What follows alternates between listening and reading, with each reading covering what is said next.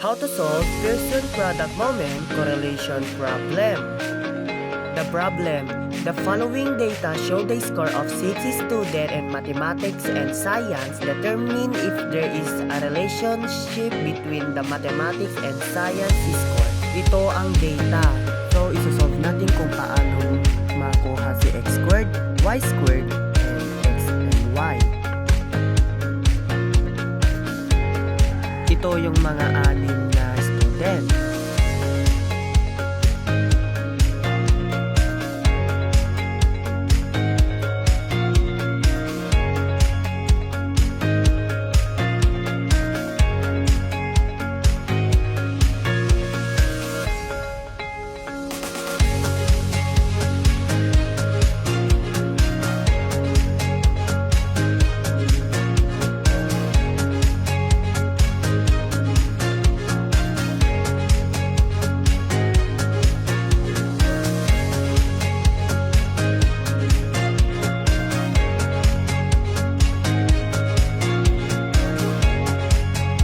Tapos na lahat, i-add natin.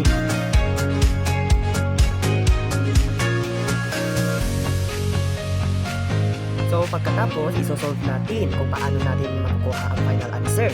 Ang n natin is 6 dahil ang student natin ay 6. At ito ang formula ang ating gagamitin. Yung nakuha natin na answer sa column or table, isosubstitute natin ang ating gagamitin na formula.